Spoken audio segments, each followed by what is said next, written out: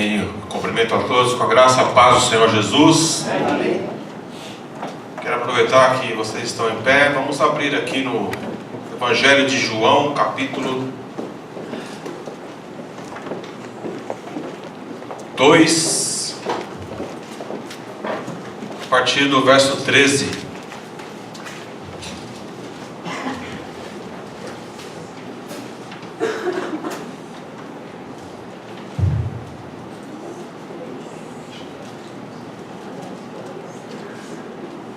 Evangelho de João, capítulo 2, a partir do 13.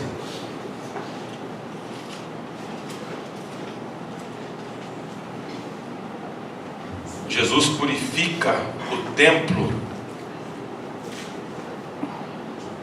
E diz assim a palavra: ao aproximar-se a Páscoa dos judeus, Jesus subiu para Jerusalém e encontrou no pátio do templo os que vendiam bois, ovelhas e pombas, além dos cambistas ali sentados.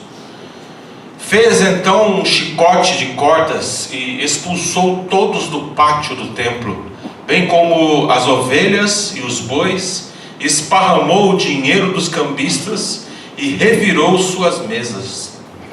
E então disse aos que vendiam as pombas: tirai estas coisas daqui, não façais da casa do meu pai um mercado. E seus discípulos lembraram-se do que está escrito: o zelo pela tua casa me consumirá. E então os judeus protestaram, perguntando-lhe: que sinal nos mostras como prova de autoridade para fazer isso? E Jesus respondeu: destruí esse santuário e eu o levantarei em 3 dias. E os judeus prosseguiram: este santuário levou 46 anos para ser edificado e tu o levantarás em 3 dias? Mas o santuário ao qual ele se referia era o seu corpo.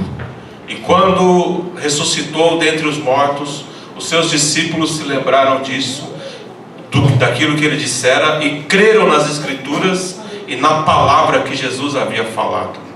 E encontrando-se em Jerusalém para a festa da Páscoa, muitos que viram os sinais que ele fazia, creram em seu nome. Mas o próprio Jesus não se confiava a eles, porque conhecia todos. E não precisava que lhe dessem testemunho sobre o homem, pois ele bem sabia o que é o ser humano. Senhor, nosso Deus e Pai, nós estamos aqui mais uma vez na tua presença. Deus, que a tua palavra seja viva, que ela seja eficaz, que ela venha fazer o que só ela sabe fazer, que é mudar, que é transformar. Nós sabemos que a tua palavra ela é pura e verdadeira, que ela modifica as situações, que ela transforma. Nós sabemos que a tua palavra é Jesus, o nosso Senhor e Salvador. Que as palavras da minha boca, Senhor, e a meditação do meu coração sejam gratas diante de Ti, para a Tua glória. Amém e amém. Você pode se assentar. Aleluia, Pai. Glória a Deus. Nós estamos perto do Natal. E domingo estaremos comemorando o dia do nascimento de Jesus. Ainda que, na verdade, nós não sabemos o dia que Jesus nasceu, mas lá na antiguidade, a igreja decidiu, os líderes da igreja, aproximadamente no 4º século, eles decidiram colocar uma data para que se comemorasse o dia do nascimento de Jesus.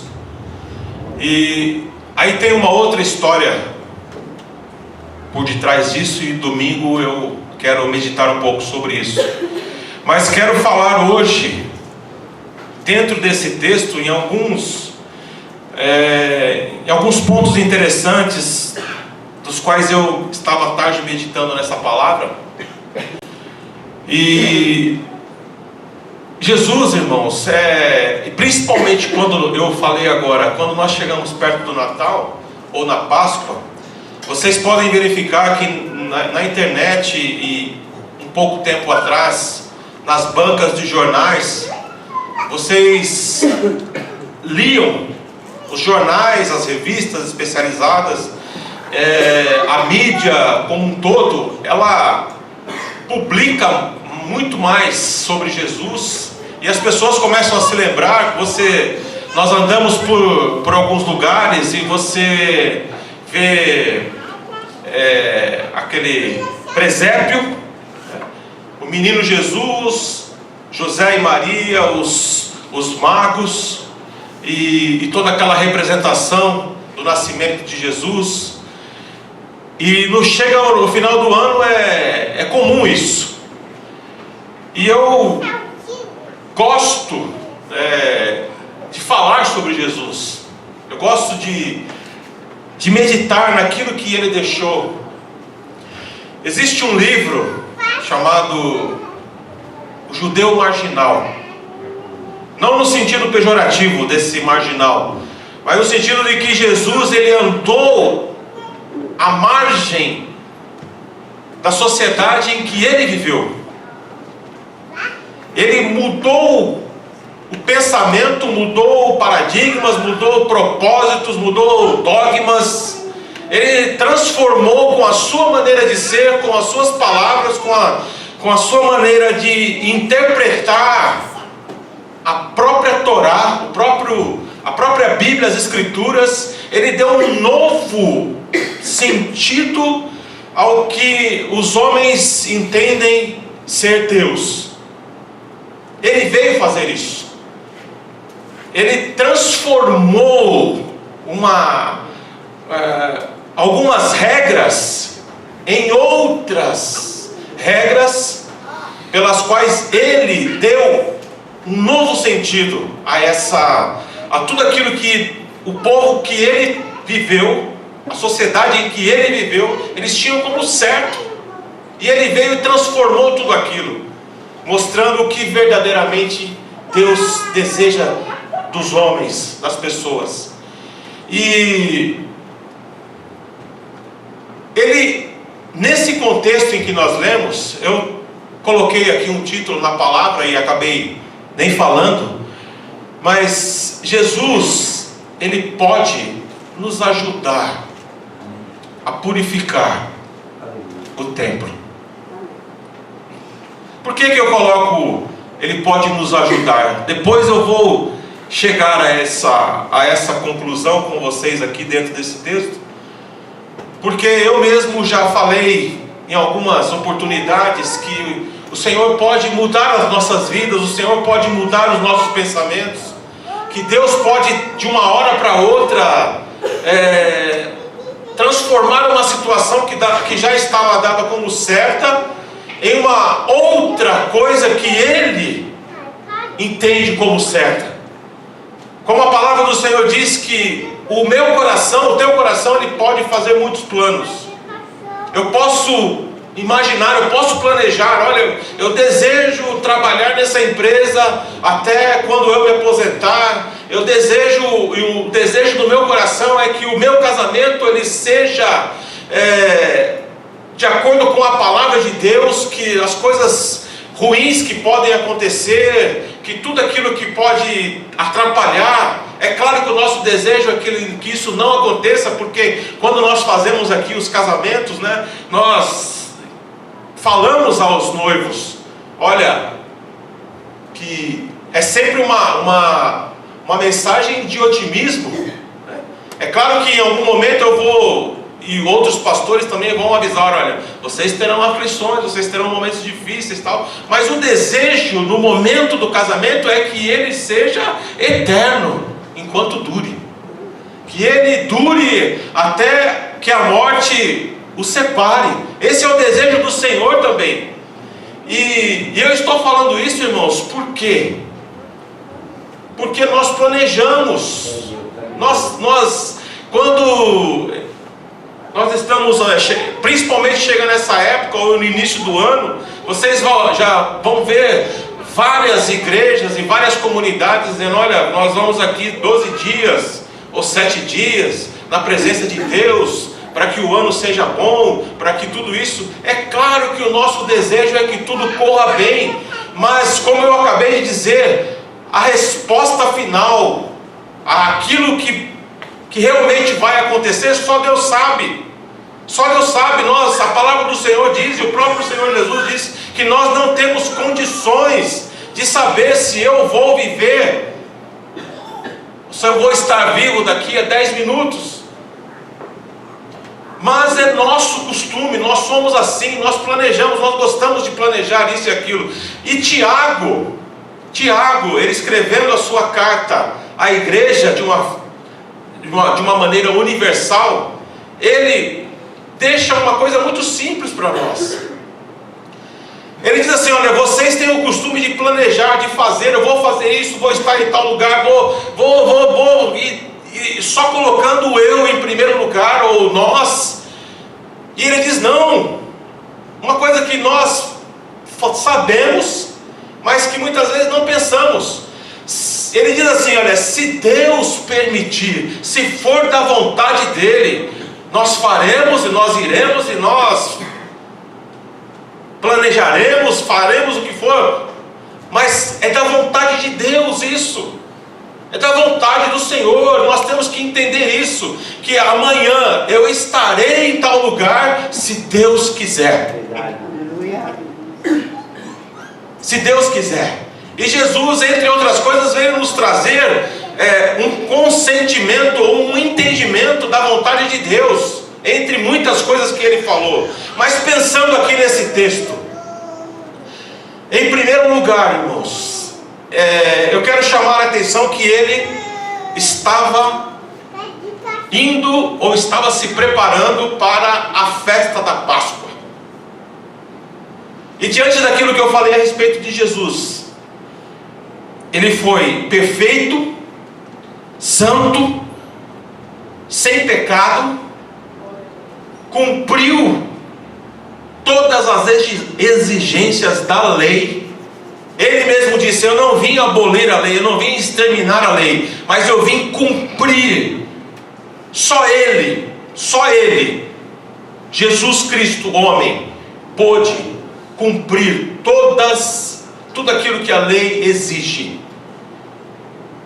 Mas ele foi um homem manso, ele foi um homem alegre, ele foi um homem que gostava de confraternização, que gostava de festa. Ele foi um homem que gostava de dar risada. Ele foi um homem que amou as pessoas de uma forma intensa. Ele amou verdadeiramente. Ele realmente mostrou como se deve amar, como nós devemos agir em relação ao nosso próximo. Até lembrando da sua palavra no Sermão do Monte, quando ele diz assim: o que você quer que as pessoas façam a você, faça você primeiro. Faça você primeiro. Essa é uma palavra de Jesus que mexe muito com os nossos corações, entre muitas outras palavras. Quando ele falou a respeito da nossa maneira de olhar, falando a respeito dos olhos, que os nossos olhos são a janela da nossa alma, em outras palavras. Mas como nós temos olhado para as coisas, como nós temos olhado para o nosso semelhante, como nós temos olhado para a vida. Se o teu corpo, se os teus olhos forem bons, todo o teu corpo será bom, todo o teu corpo será luz. Então são palavras, irmãos, que mexem com o nosso coração. Ele foi um homem comum, gostava de estar com as pessoas.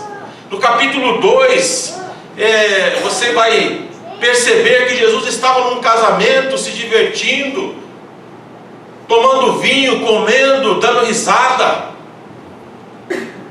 Eu quero aqui deixar aqui uma observação a respeito do vinho. Algumas pessoas, elas tomam como base, como referência, essa palavra de que Jesus, ele bebia vinho. E nós sabemos que ele não bebia o suco da uva. O texto é claro, o vinho novo, o vinho que o judeu bebia, o vinho que o judeu bebe, é o vinho. Só que a palavra do Senhor diz que nós não temos, ou não podemos, ou não devemos nos embriagar. Não vos embriagueis com vinho onde há contenda. Em outras palavras, a palavra do Senhor está dizendo para que você seja uma pessoa equilibrada, para que você tenha bom senso, para que você saiba se comportar em todos os lugares. Porque tudo que é exagerado, tudo que é demais é prejudicial, qualquer coisa. Então, o cristão, aquele que é discípulo de Jesus, ele tem que buscar equilíbrio em tudo que ele fizer. Em tudo que ele fizer. É claro que Jesus bebeu vinho, só que ele sabia a hora de parar. Ele sabia a hora de parar. E os seus discípulos também, olhando para o mestre, muito provavelmente seguiram as instruções do mestre. Saber a hora de parar, saber até onde você pode ir, os limites, é isso que Deus exige de nós. Porque quantas pessoas são envergonhadas, quantas pessoas pagam mico, vamos colocar no popular, no popular, né, de hoje. Quantas pessoas pagam mico, por exemplo, porque exageraram na bebida, ou na comida, ou em alguma coisa. Quantas pessoas pagam mico, irmãos? São colocados, são expostos na internet e em outros lugares porque não conseguiram achar o equilíbrio e passaram do ponto. E não é isso que Deus quer de nós. Agora, eu quero deixar aqui um toque para os jovens. Busquem em Deus aquilo que o Espírito Santo quer para a tua vida. Porque o Senhor, eu vou falar do fundo do meu coração, Ele exige algumas coisas de mim que não exige de você. Ele exige coisas de você que Ele não exige do outro. Então somos nós que temos que ter essa comunhão com o Espírito Santo. Se você está num lugar e as coisas estão acontecendo, e você sabe, porque o Espírito Santo de Deus está te dizendo: olha, eu não quero que você faça isso. Eu não quero, é uma exigência que o Senhor tem para cada um. Eu digo isso porque para Zaqueu foi um tipo de exigência em relação ao que ele tinha como bem. E Zaqueu fez uma proposta ao Senhor: olha, eu vou dar metade dos meus bens, e se eu defraudei alguém, eu vou recompensar 4 vezes mais. Ele não falou: eu vou dar tudo. Jesus não exigiu tudo de Zaqueu. Mas do jovem rico, ele exigiu tudo. Dê tudo o que você tem. Amém. Aos pobres.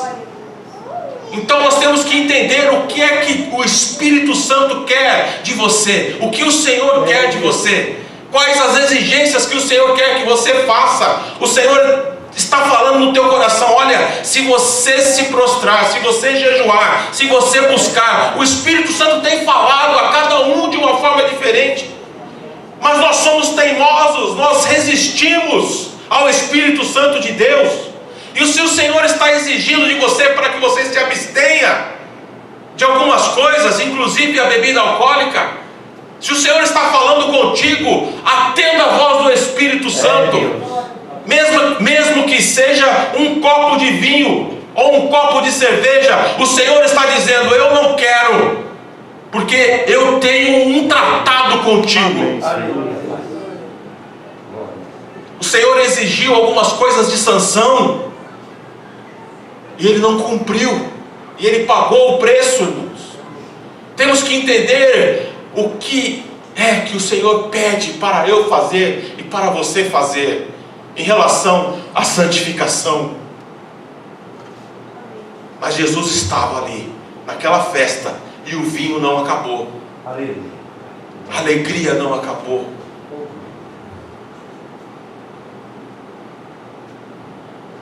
Em segundo lugar, aqui eu quero chamar a atenção para o templo. O templo até hoje tem um significado muito forte para o judeu. Até hoje. estava lendo o livro de Crônicas, 2 Crônicas, a partir do capítulo 6, a inauguração do primeiro templo. Naquele período, vocês conhecem a história, Davi queria erguer o templo, a casa do Senhor, como era chamada. Mas o Senhor falou com ele. Vejam só, irmãos, as especificidades em relação ao tratar de Deus com uma pessoa. Deus não permitiu que o rei Davi, um homem segundo o seu coração, viesse a levantar, a edificar o templo. Ele falou: não, você não, o seu filho vai fazer isso. E ele atendeu a voz do Senhor. E na inauguração do primeiro templo, Salomão preparou tudo. Foi uma cerimônia linda, algo assim que quem viveu não esqueceu. Uma cerimônia, uma oração, e o Senhor falou com o seu povo. Muitos sacerdotes, levitas, algo assim maravilhoso. E algo que me chamou a atenção é que a presença de Deus foi tão grande naquele lugar que os sacerdotes e os levitas não conseguiam ficar em pé. Amém. Tamanho o poder de Deus. Ainda que Salomão, na sua oração, reconheceu que o Senhor não habitava em templos feitos por mãos, mas o que vale é a intenção do coração. A intenção do coração de Davi e de Salomão era que o Senhor tivesse um lugar, e que a arca que representava a presença de Deus tivesse um lugar digno para ficar. E foi assim, e Deus respeitou aquilo que estava no coração de Davi e de Salomão, seu filho. O primeiro templo, ele foi destruído. Por que Deus permitiu o primeiro templo e o segundo templo serem destruídos, irmãos? Porque tudo com Deus tem uma condicional. O que Deus falou lá para Salomão foi que se os seus descendentes, se os próximos reis, se a próxima geração permanecesse fiel a Deus, o Senhor iria manter, iria cumprir com as suas promessas. Mas o homem não cumpre. O homem tem um coração duro, tem a tendência de se desviar dos caminhos do Senhor. E foi assim que aconteceu com Israel. Olha para a história de Israel. Então, as promessas de Deus, elas foram feitas, mas com a condicional. Depende de nós. Dependeu daqueles homens, daquelas mulheres, daquela geração, e eles não cumpriram o acordo. Então Deus permitiu que muitas coisas viessem sobre a vida deles, sobre a vida da nação de Israel. O primeiro templo foi destruído. Nabucodonosor com suas tropas destruíram o primeiro templo de Jerusalém. O segundo templo, depois de mais de 70 anos, o segundo templo foi reerguido. Mais uma festa, mais um cerimonial. Ainda que o segundo templo não tivesse o glamour, a glória do primeiro templo, o Senhor fez uma promessa: olha, a glória dessa segunda casa será maior do que a primeira. Por quê? Porque eu darei a minha paz neste lugar. Amém. Darei a minha paz neste lugar. E enquanto eles estavam na presença de Deus, foi um período bom da história de Israel, porque aquela idolatria maldita havia saído. Outras maneiras de idolatrar entraram, mas não aquela adoração tosca, não aquela adoração de ídolos, não aquela adoração a estátuas. Aquilo ali acabou. Eles foram pegos em outras fraquezas, em outro tipo de idolatria. A idolatria do ego, a idolatria de achar que porque são filhos de Abraão, que nada poderia acontecer, que eles estavam da maneira certa. Isso já no segundo período. E Jesus estava falando sobre, ou no primeiro templo. e falando sobre si, quando ele disse: destruir essa edificação, destruir esse templo, e eu vou reerguer em 3 dias, falando sobre o seu corpo, como o próprio texto diz. Mas o templo tinha um significado, e ainda tem um significado para o povo judeu. Hoje, o segundo templo, e esse templo que Jesus estava aqui nesse momento, ele demorou 46 anos, como o próprio texto diz, para ser terminado. E também foi um tempo glorioso. O pátio enorme, o sinédrio do lado, o santo dos santos, tudo ali era bonito, tudo era bonito de se ver, de olhar. As fotos, as representações que nós vemos hoje. Mas o segundo templo também foi destruído pelos romanos.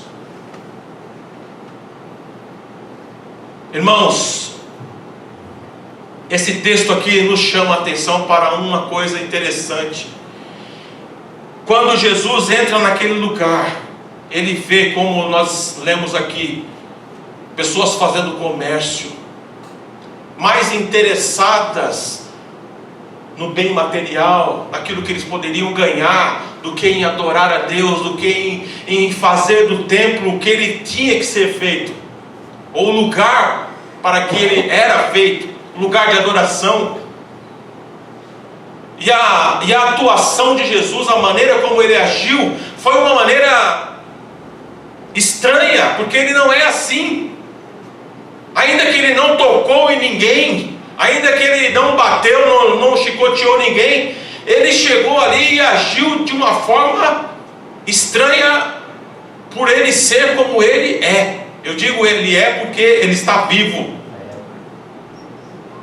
Mas isso nos chama a atenção, irmãos. Eu quero meditar com vocês em um ponto. Quando começou isso?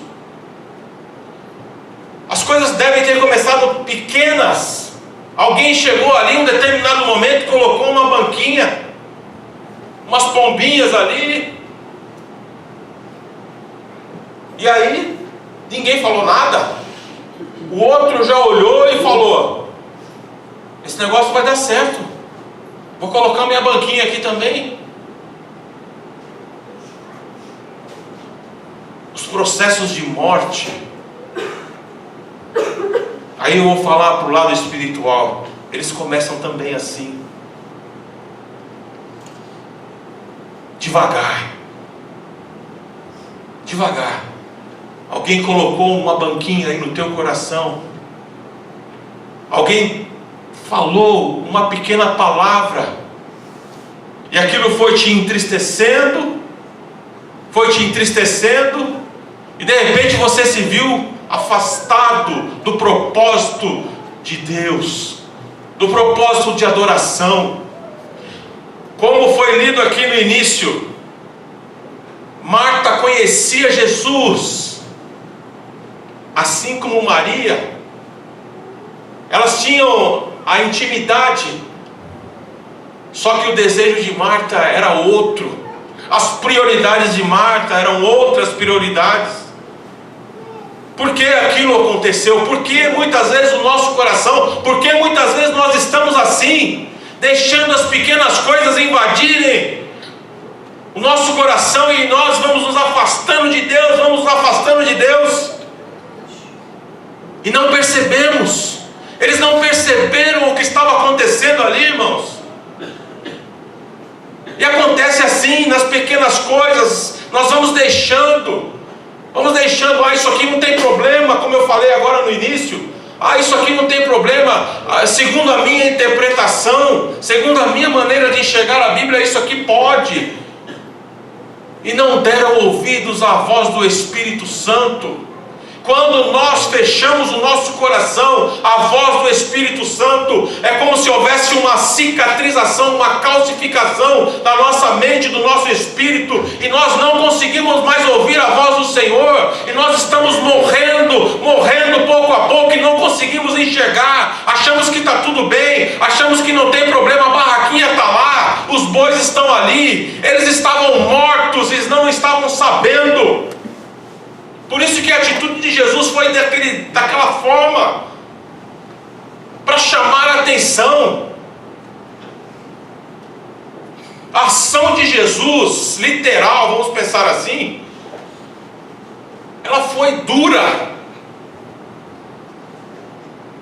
ela foi difícil, provavelmente dos seus discípulos digerirem aquela ação de Jesus. E uma coisa que me chamou a atenção, irmãos, ele espalhou as mercadorias, entrou no templo, espalhou tudo aquilo. Só que ele não ficou ali para juntar. Muito provavelmente eles tiveram que pegar tudo aquilo, ou foram embora, ou permaneceram como estavam antes. Eu quero falar uma coisa com você nessa noite. Como eu disse, Jesus pode nos ajudar a purificar esse templo. Vamos pensar aqui, Jesus espalhou tudo aquilo. Quando Jesus entra em nós, no nosso coração, na nossa alma, Ele faz exatamente isso. Ele sai espalhando tudo, Ele sai mexendo, porque tudo que está aqui é ruim, gera morte. Tudo que está aqui dentro do nosso templo tem a tendência à carnalidade, tem a tendência a andar sozinho, achar que pode, achar que deve. E Jesus, ele vem e começa a tirar tudo do lugar, pega o seu chicote e arranca tudo do lugar e derruba. Só que uma coisa depende de nós, irmãos, uma coisa depende de mim. Qual vai ser a minha atitude em relação ao que Jesus fez? Eu vou tirar aquilo para fora de mim, aquilo que tem me feito mal, eu vou tirar, porque agora eu estou compreendendo a vontade de Deus. Jesus deixou tudo lá, Ele não voltou para arrumar. E é assim que Ele faz. Ele só faz um barulho, Ele entra, Ele mexe, Ele deixa lá. Agora cabe a mim e a você. Se você tomar a atitude de pegar aquilo e tirar para fora de você, eu tenho a certeza que Ele volta sem o chicote e começa a te ajudar, e começa a colocar óleo nas tuas feridas, e começa a colocar o vinho santo, para que você seja curado. Assim como o bom samaritano fez com aquele homem que estava caído. Colocou o vinho, colocou o azeite que cura, o óleo da bênção, o óleo do Espírito Santo sobre a minha vida, sobre a vida daquele homem, sobre a vida de todos aqueles que querem a ajuda de Jesus. Senhor, eu quero, não vai embora agora não sai para fora do pátio do templo. Eu quero que o Senhor me ajude a colocar as coisas no lugar, e aquilo que o Senhor não quer que fique, eu também quero levar para fora, tirar de dentro de mim. Esse é o desejo do meu coração. E esse templo será chamado Casa de Deus. Santo, santo é o nome do Senhor. Oh Deus amado. Em quarto lugar, irmãos, os sinais que Jesus fala no verso 24. Mas o próprio Jesus não se confiava a eles, porque conhecia todos.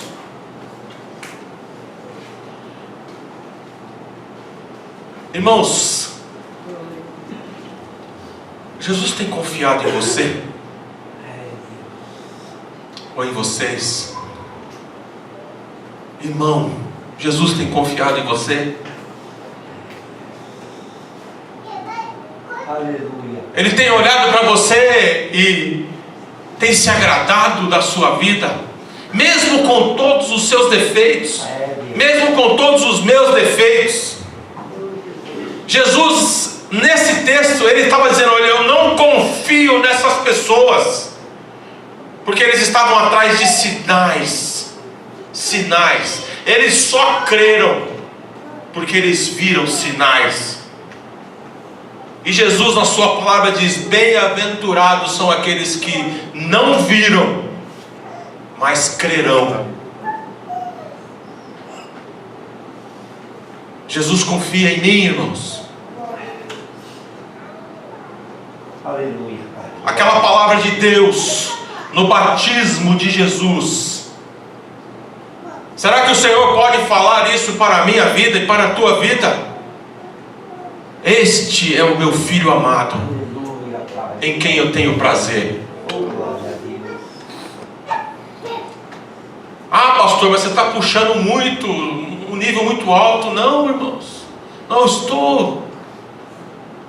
O apóstolo Paulo entendeu, ele compreendeu essa exigência de Jesus. Quando ele fala que nós temos que, as pessoas quando olharem para nós têm que ver Jesus. Ele chegou a dizer: não vivo eu, mas é Cristo que vive em mim. Verdade. Os nossos pensamentos têm que estar cativos, têm que ser cativos a Cristo. E nós somos o que nós pensamos. Nós somos o que pensamos. Os meus pensamentos estão cativos a Jesus, a sua maneira de ser.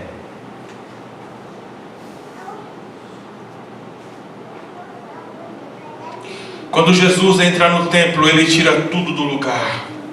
Ele mostra onde está o erro. Ele mostra onde está o erro. Assim como ele faz na minha vida e na sua vida, ele mostra. Ele mostra: olha, o erro está aqui, você está pecando aqui, você está errando aqui.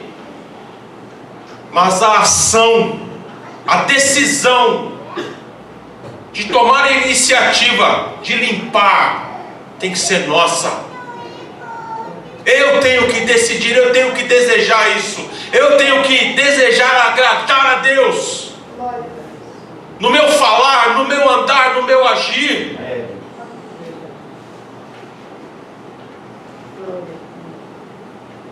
Em nome de Jesus, que essa palavra possa entrar no teu coração e que nós Aleluia.